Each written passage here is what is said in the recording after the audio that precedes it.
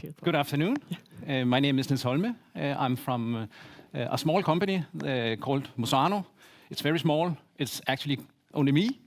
And then I'm here with a bigger company, my customer, Ektos, Jesper, Holst, CEO at that company. We are very excited to be here today and to tell you about the journey we started earlier this year in Q2.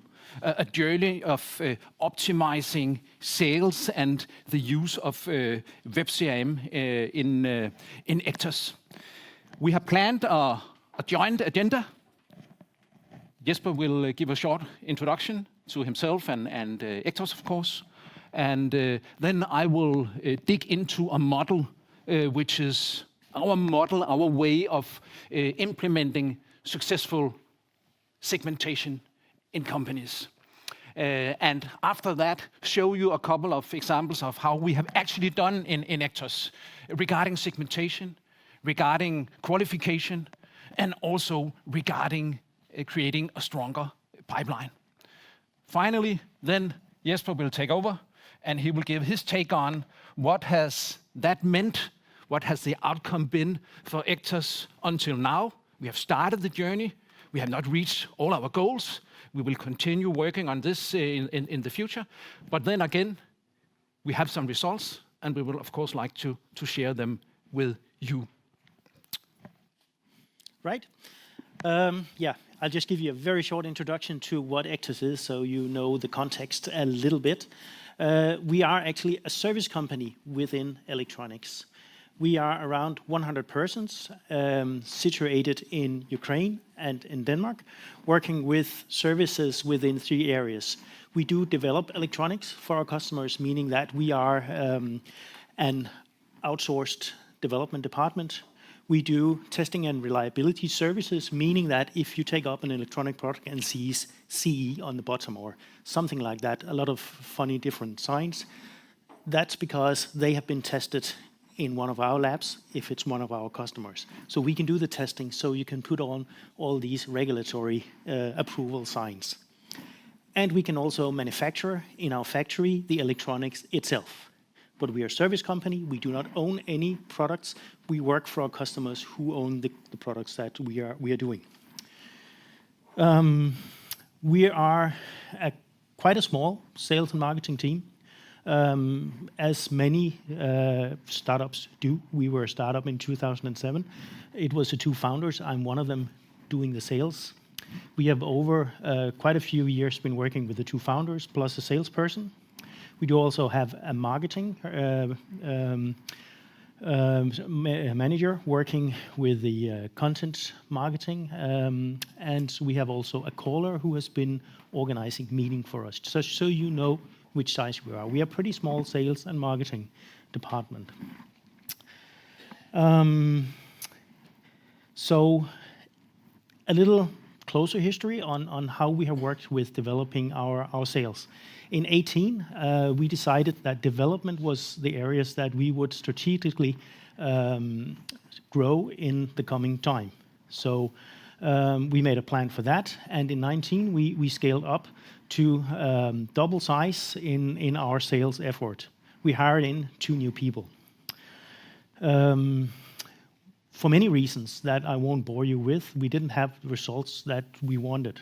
But one of the things that we identified was that we had been working with CRM since our start, and we do have all our data since 2007 into our CRM system, but we were not really good at structuring them and getting the knowledge and finding the right customers to connect to.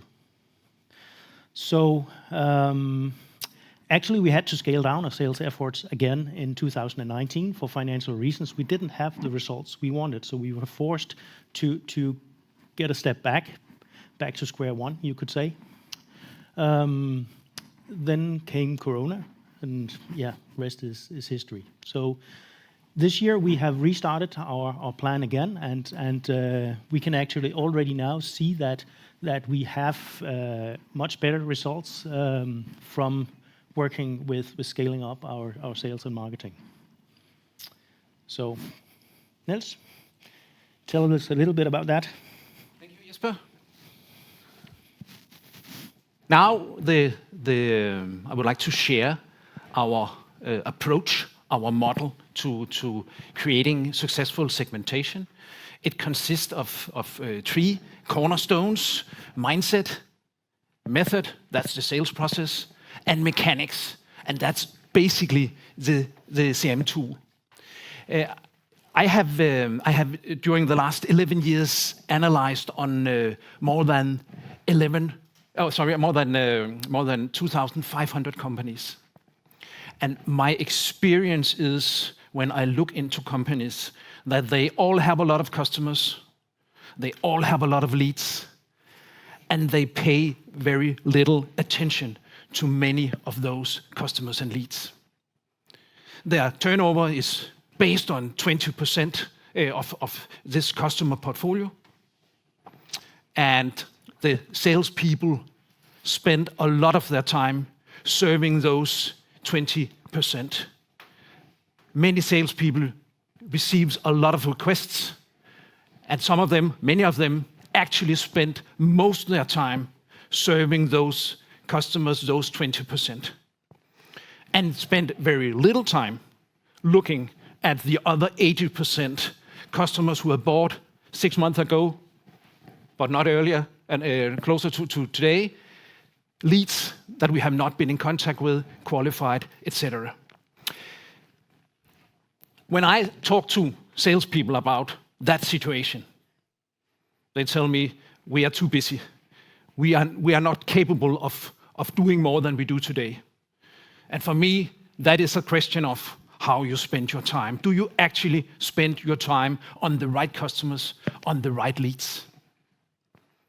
And then we are at the question of segmentation. Who should we actually spend our time on? Who are the most valuable customers? Who are the most interesting leads in our portfolio and in the market? Most customers, and I think I'm in correspondence with Christian and his research, I have never met a company who work seriously with their segmentation, taking all their valuable customers and leads seriously on a daily basis.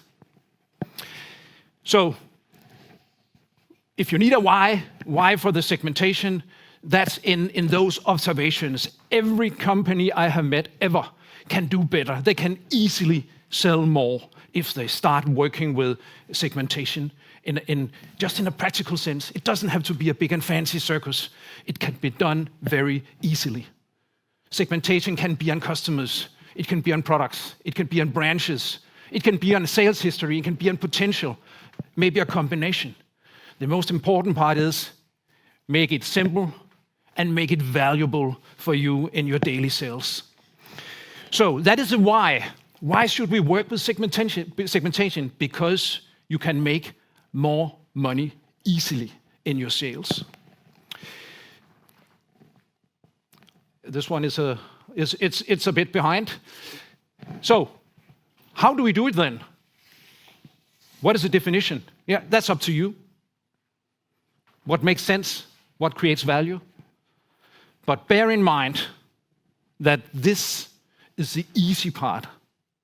I meet a lot of companies talking about ABC, but it's not implemented in their daily sales.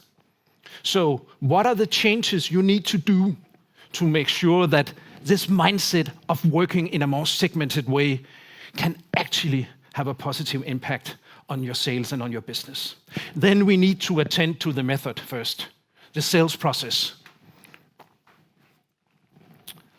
We need to make sure that we agree we want to work more proactive with our customers and our leads. We need to agree that we can prioritize those customers and leads into smaller segments. And if we do that, bring it down to smaller groups, maybe 5 leads, maybe 2 customers, then it's easier for us to get the salespeople to actually follow up on those customers and those leads. So we need to break down. We need to break down into smaller target groups. We need to prioritize, and we need to put actions on those 2 customers and 5 leads that we would like to contact next week. Otherwise, it ain't gonna happen. We will find a reason for doing other stuff. I got a new request, I have to focus on that, and then I don't have to call those 2 leads that are pretty cold perhaps, and I don't like that, so I focus on the request from the customer. Earlier this year, I made an analysis focused on new biz among 113 customers. 2 out of 3 says new business is very important, strategic for us. Half of them reach their new biz goal. 88% says new biz, the importance of new biz will grow in the future for us.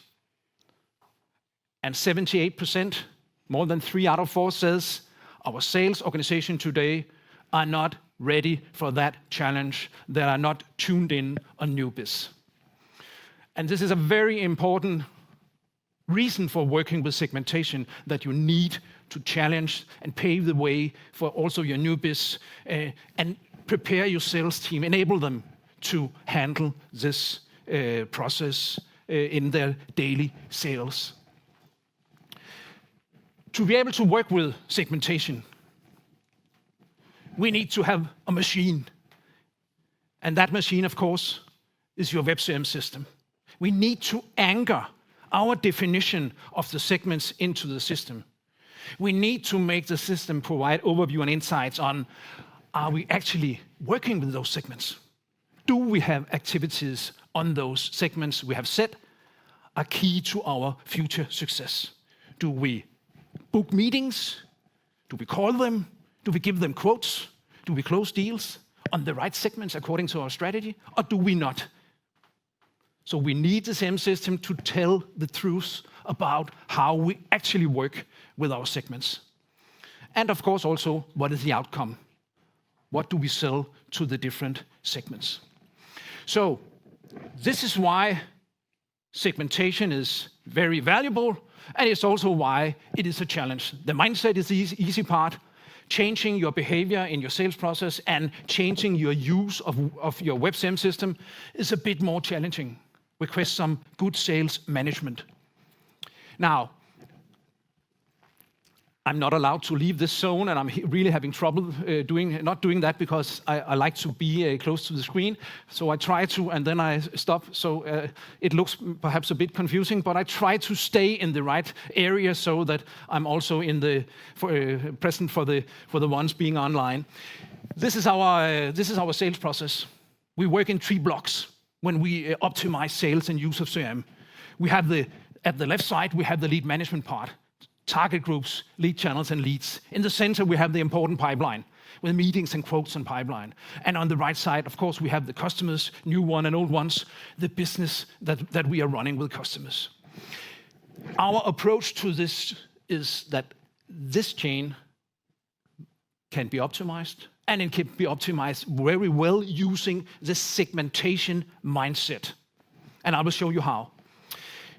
The goal is to work more targeted, work more structured, and work more transparent, so that we share knowledge and we can all see what are we doing with our segments. When we start a project with a company, we analyze in that sales process. We did that on Ektos too. Interviewed the salespeople and digged into their webCRM system.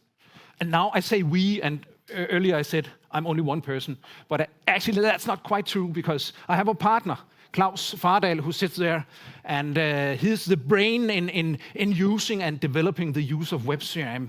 He's very good at working with the system and anchoring the sales process into the system, and he's also very good at getting data, make reports and getting data out of the system and analyze what can we do to build a stronger business. And that is key to success, that we use our data and to use those data to guide our salespeople and how they prioritize the resources in their daily sales work. When we looked into Ektos systems, we saw many nice things in there. Ektos is on a fairly high level when we met them using their webCRM. They have segments in there. They have all their leads in there. They have all their quotes in there. activities to some degree. They have reports. They even have a CM guide telling the employees how to use their webCRM system with definitions. So we started up on quite a high level. We recommended different stuff to Ektos. One was work more with segmentation and qualification, and I'll get back to that. Work more with activities, become more activity-driven, and the webCRM system is the key to that. Use the CRM system in a more consistent way. Make sure you have good data quality in the system. Let's start with the segmentation. Now, today, they segment on different levels. On a business area level in Ektos, as Jesper told you, there are 3 business units. Then we take a look at, now we're talking about the customers, their company size, and their maturity. And with that, I refer to a question like the one you have down in the right corner. Do the company we are looking at actually have their own electronic development department? Yes or no? We tick that off in webCRM. Valuable information for Ektos. And then there's the last parameter, potential. How much money, potential business, do this customer represent? We need to get that kind of information. So we ask those questions in our dialogue, in our process, working with the customers and the leads. We have the phoner that do the first qualification, and then we have the salespersons that continue that process, adding potential into the equation. What we're able to do now, we can make a matrix. We have the segments on the left side, 1, 2, 3, 4. Number 1 having their own electronic development department. We have their potential, big, medium, and small. We have that today on 160 companies. That's a start. It's many of the good customers and good leads in Ektos, but there is a lot more to come into that matrix. But what we can use it for right now is that we can prioritize which companies have the nicest potential in the different segments. And if we add up, looking at the big and the medium column, we have 65 companies having medium to big potential in the 4 segments. When we dig further into the system, we can see that there are not activities planned on all those 65 companies right now, right here and right now. We looked at it yesterday. So we can add information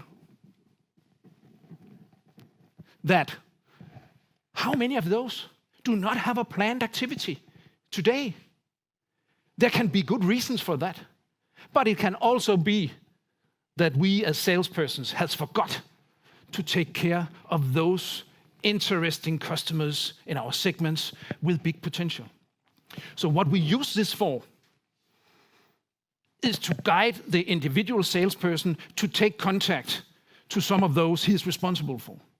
We have also added that we now do call days. Next Thursday, we use 3 hours. 4 people involved in sales, use 3 hours calling nice leads, nice customers, and maybe some of those with the big potential also that is not having an activity, a planned activity right now. So this way, we make it very transparent who we are on top of and who we are not. And this is a very valuable tool ensuring that salespeople start using their time even more efficient. We can remind them, if you need to call someone 2 hours Friday, I can provide you with the right leads and the right customers. You just have to sit down and call them and ask them some questions about how is it going? Do you have any nice projects? Perhaps some courtesy conversation for a start. The important part is that doing it this way, we make it very easy to find those target groups that we should focus on. The first step is to do it on a team basis and individual basis. The next step is to use this in a more strategic way. Do we need a different approach to the different segments? Is a segment running behind? You can see that segment 2 is weaker than the other segments. Do we need to do something to bring that segment up to speed? We can make a marketing campaign a sales campaign, and then get that segment up to speed. So it's quite usable every day for the salespeople to see this information in their webCRM system, and for us as managers to follow up, do they actually have activities on the most valuable customers and leads? This was the segmentation part. Then I'm going to the lead part. Ektos has a lot of leads in the system, more than 1,000. Some of them are very old, some of them are much younger. Of course, it's our ambition to contact, to get in dialogue, to qualify, and to agree with the good leads. When should we actually talk again? That's basic. But when we looked at all those leads in Ektos system, we could see that they were not defined in a logic way, telling us what is the quality of the individual lead. And having more than 1,000 leads is quite a mouthful. Normally, people would look in, see a lot of leads, and then look at something else because, whoa, that's too much. And there's no difference. Should I start calling 100? Oh, I don't want to do that. So I do something else. Again, we have to make it very easy for the salespeople to do the right stuff every day. And that's why we introduced a more structured lead model based on the AIDA model, where we focus on how many active leads do we have. Those are new leads. We haven't qualified them yet. One from the website, 40 from the fair. They start in a level 5. Then we take action. We call them and we qualify them. We find out there is some interest, but they're not buying now. Okay, then they will stay in the attention phase. If they show a stronger interest, there's something there, perhaps a project in 3 to 6 months, they would really like to hear some more. Okay, then they move into the interest phase. If they have a very concrete project and they're asking for a quote, it's in the air, they want a quote soon. Then we move them to the desire phase. Today, 152 of the 1,000 leads are desire leads. And we are working on qualifying those as desire leads. It's going on while we are sitting here today, calling them and making sure they're desire leads still. They can change, they can move down, and they can move up.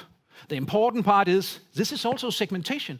This is also target groups, because the 102 desire leads are more important right now than the ones being active, an early lead in the system.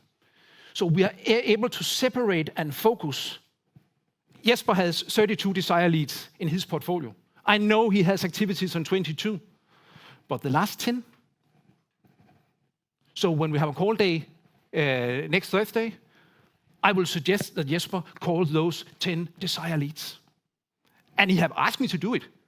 He doesn't feel I'm pointing fingers at him as an external consultant. He have asked me, tell me what to do, and then I will do it.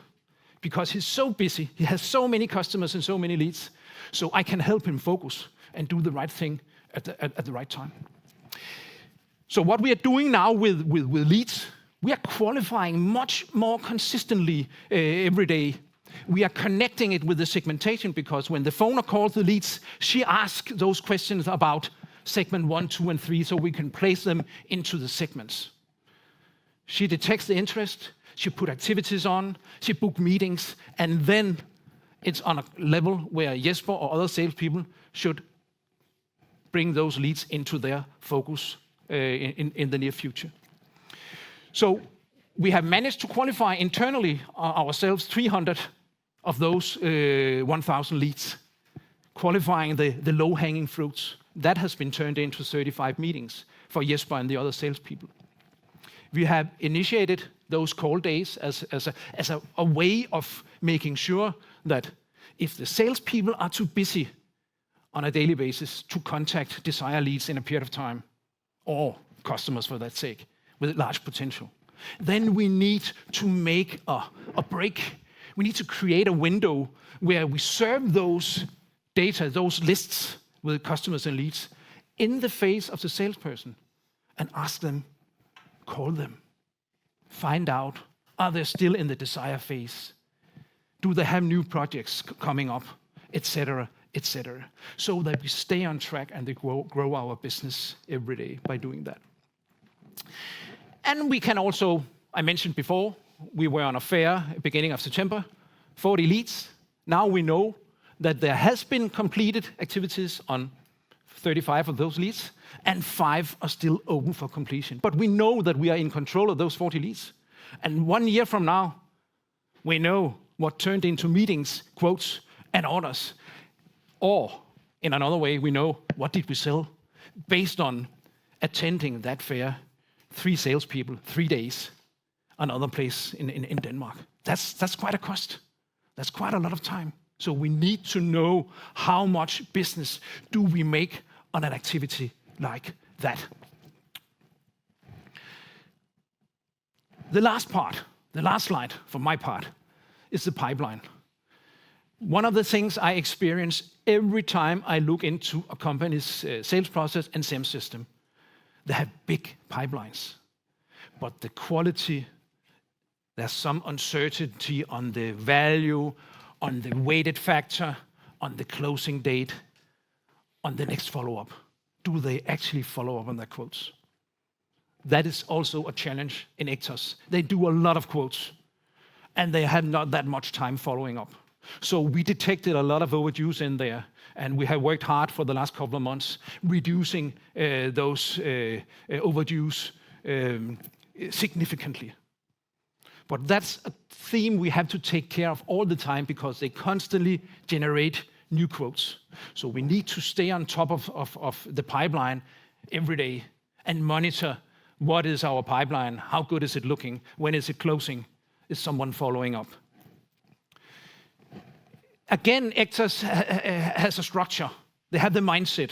They have a funnel in there showing how do we guide or handle our customers when we give them a quotation. What is the process from we first ID the project to we hopefully close the order as one. That works. That gives a nice view of the pipeline. But we needed to work on the cleaning as the first part. That we have done for a couple of months and are still doing, working on creating a higher quality in the pipeline and making sure that we actually follow up on all the quotes. And then we have added some tools. Recently, we made a report in webCRM that 2 clicks and a salesperson can actually see how many overdues do I have on closing date and on follow-up date. It makes it very easy for the salespeople to follow up on their quotes. And bearing in mind the segmentation and the potential, they can easily focus that those quotes are more interesting to follow up on first thing than all the rest. Not saying that we should not follow up on all the quotes, but again, time is extremely important. So every time we do the best thing we can do, the most efficient thing, the most valuable thing, every time we do that, we create business and we create more value to our company. And having this kind of information about segments, their value and their potential, about our leads, their quality, and do we have activities on the most important desire leads, so we don't lose them on the floor and they go somewhere else.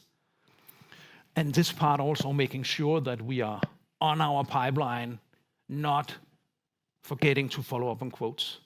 Those 3 steps contains huge potential for most companies, all the companies I have met, and perhaps for yours also. Jesper? Yeah. So, what have we gained from all this work? We tried to measure a little bit on some of the results. As Niels mentioned, we have qualified 300 leads up to now, and now we have the method, so we can scale it up. We can easily put some more callers, external callers on it. So we expect to be able to qualify the remaining 700 in the last part of the year here. So we can say now that we have a much better qualification of the leads, the leads that we don't speak to every day in our sales work. So we have a much higher activity level. The work we have done has pushed up the activity to double. We handle around 1,200 activities within the sales marketing within 1 year. We have reduced number of overdues, so that has been the focus specifically on the sales team to make sure that we have a clean and nice number of quotations out, and we know where they are and where we want them to go. Most important, I believe, in my position, we have created much more pipeline. We can measure it now, and we can see that we have, at the moment, a 17% higher pipeline that we had 2.5 years ago, when you can say is our measure point, that's our square one. So the activities, they actually also do create a pipeline. The sales is up as well compared to our square one. So what I'm working at convincing myself is that I'm now have a platform where I can scale up, which I didn't, as I mentioned, in 19 when we started. It wasn't as easy as just hiring some more sales team. So that's what we're working at getting a platform so we can better scale up what we are doing. So looking from my side, I think we have been working on the mindset. We have all the time been good at gathering data into webCRM, but actually now we do have an opinion on which data are important for us, and we're good at prioritizing and deciding. So the mindset has changed in the organization. We have also been much better now. We are much better now in getting quality into our data. So we have been working in many years, and we gathered a lot of data, but many of them were outdated. So it was difficult to do a good segmentation. These are much better now. On the method part of it, I think specifically on the marketing part, we have been moved a lot in the method. We are much better now in collecting the right data, asking the right questions, where before it was more like, what do we talk about today? So this is much more targeted now, and we get the same questions asked and get data in. We're also much more activity-driven. As Niels said, it's now common to us that we get a list and say, this is what we do. Okay, then we do it, and we measure if we get the results of these activities. Where, again, I call it inbox-driven before, where what comes up on the inbox, I say, oh, better call him because he's asking about something.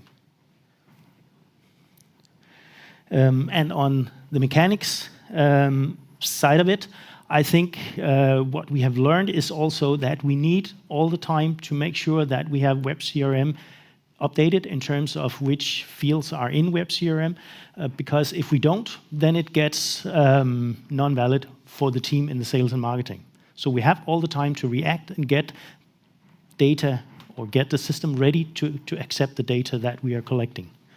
So, and also have a good explanation of why these data and how do we interpret these data. Right? Questions? Yeah. I think I have one. It's just, yeah. So you're just interested if this is actually a physical list of all the activities in webCRM, right? Yeah. We have a status field in the webCRM, and on all the leads, when we make the qualification, we change the status from interest to desire. If they send signals that they would like to have a quote, then we change the status, and now it's a desire lead. And we have easy reporting on the different types, statuses on leads. So we can swiftly make an overview showing 1,000 leads, and 152 are in the desire level, 338 are in the interest level, and so forth. But we do that, and we can do that in the SIM system, in reports, but we tend to take it out of SIM system and work more with the data in a BI tool based on a spreadsheet.